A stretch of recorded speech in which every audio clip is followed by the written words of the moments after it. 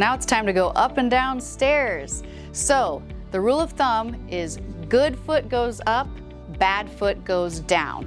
Why is that? Because the good foot has the strength to lift you like this. So say this is my good leg, the good one can lift you.